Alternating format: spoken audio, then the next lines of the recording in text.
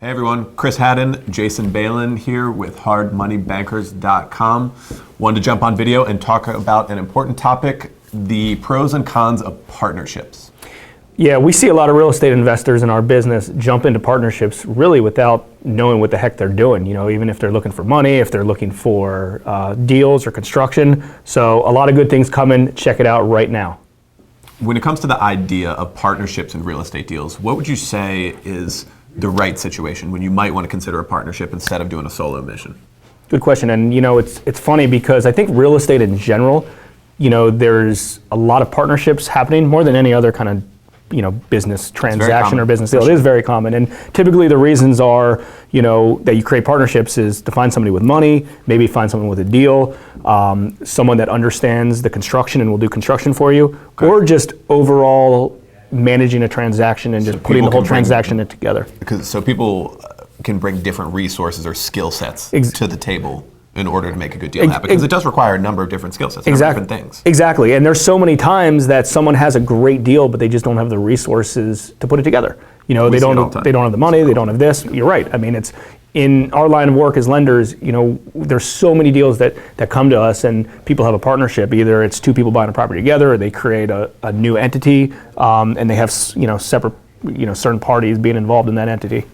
Mm-hmm.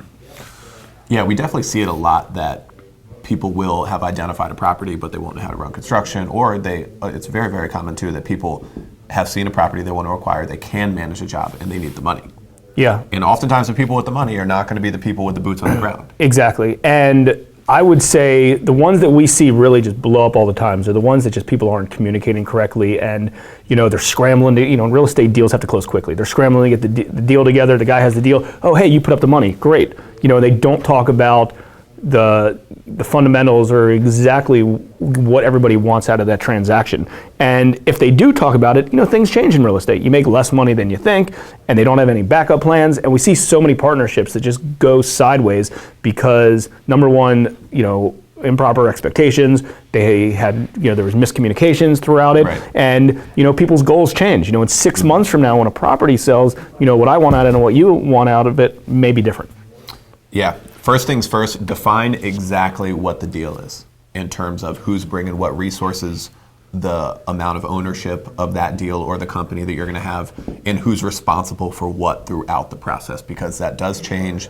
It's different. Like whatever it is, document it in some way. Ideally, if you're doing an LLC and you have an operating agreement, that would be number one, but it doesn't have to be that way. It can just be anything that's on paper that you can refer back to in the future if things start to change, which they often do. Exactly. And like you said, it has to be papered. It can't just be a handshake. I mean, we've been involved with a guy with a transaction who put up, gap money, which is like secondary money behind, he brought money to the table. We did a loan, a first mortgage, and a guy put up money to the borrower, and then they have some back end split. It was never documented.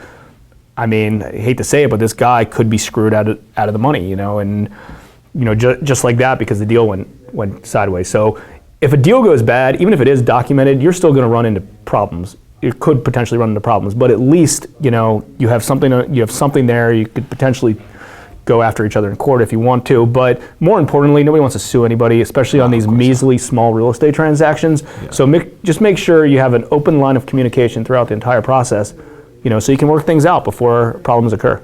Let's talk about a couple of those scenarios, a couple of the pitfalls, the things to watch out for, the situations that we've seen, because we see a lot of them, the ones that have gone sideways. So there was one recently, and it's a common thing if you get a contractor and a guy with money, right? Yeah. And you say, we're going to do a real estate deal together. Well, they obviously bring different resources to the table, which is a good thing, but they might, depending on how the situation goes, we've certainly seen it that the contractor's running the job. He doesn't have any skin in the game financially.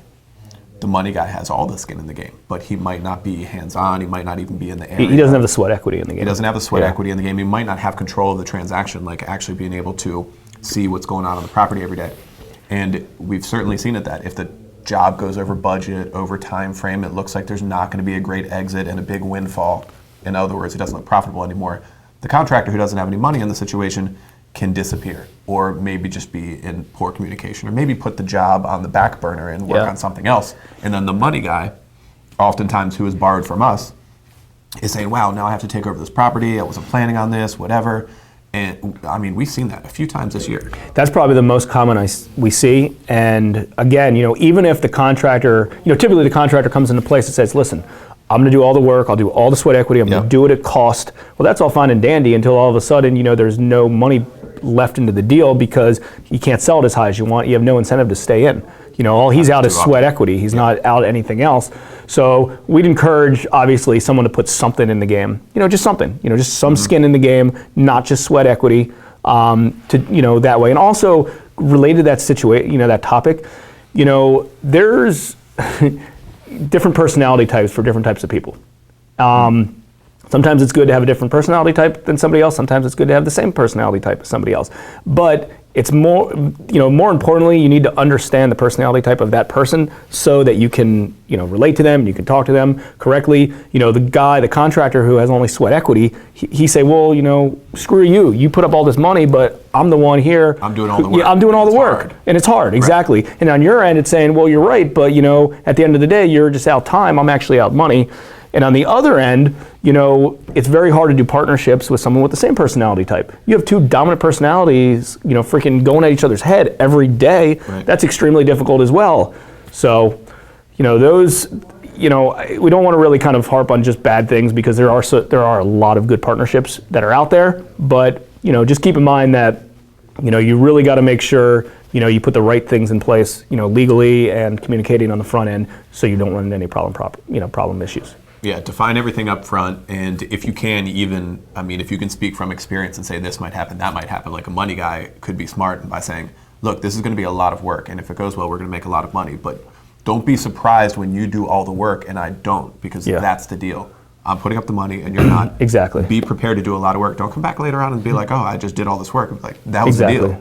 So let's be smart and be prepared for that conversation up front. Yeah, and let me add one other thing to that because, again, this is all about partnerships being extremely hard and a lot different than most people think. Mm-hmm. Another way, instead of just creating a partnership and, being a business partner, is figuring out a way to be more of a service provider for somebody. Saying, hey, you brought in the deal, that's great. I want to compensate you for that and let me just run it from here. Or you brought in the money. You're not going to be a partner. You're just going to be a service provider. I will pay you. I'll pay you something like that. So instead of having some sort of partnership where you each kind of, get a little piece of it, treat it as just a straight, service provider. Say, hey, you're doing the construction.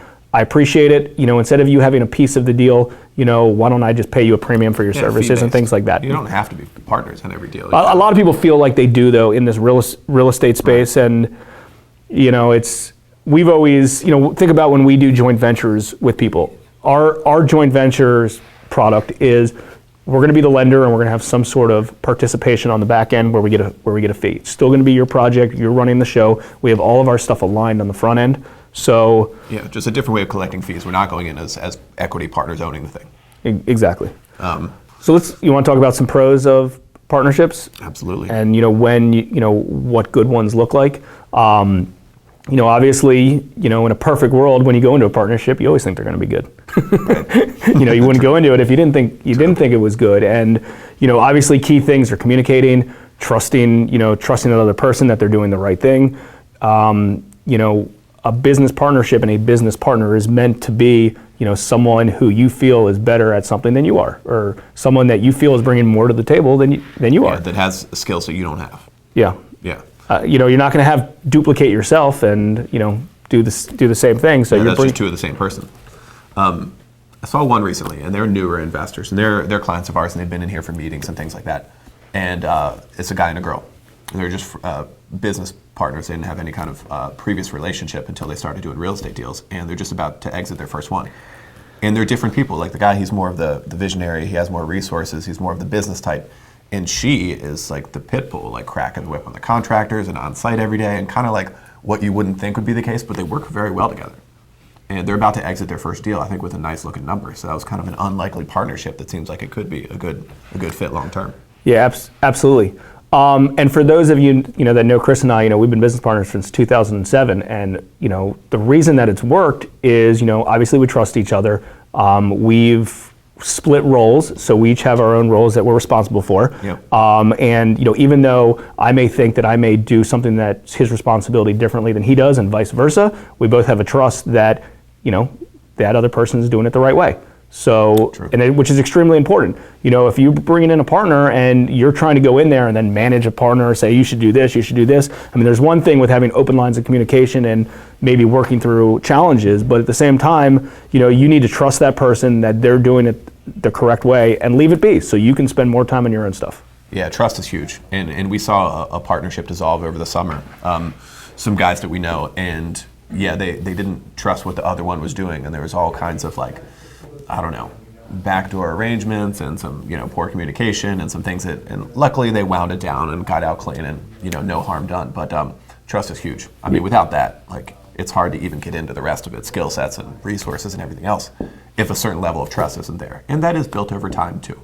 Yeah, you don't 100% know up front how that's going to play out. Yeah, I would say moving forward, if you're a real estate investor and you've considered taking on a partnership, the few steps that you should take is, go out to lunch with the person, get to know them more on a friendly basis, not just on a partnership basis, understand their core values, where they want to be, what they want out of this project. Do one project, certainly define what roles each person is going to be responsible for.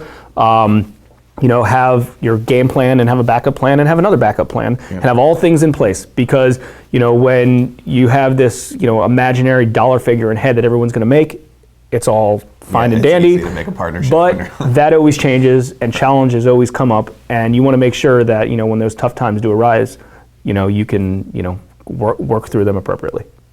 Good stuff. Very, very good advice. Partnerships in real estate can be a great thing, but you got to go about them the right way. Thanks for checking out the video today. Please check us out anytime, hardmoneybankers.com, rei360.net, or on social media, #the REI360 show. Peace. Thanks.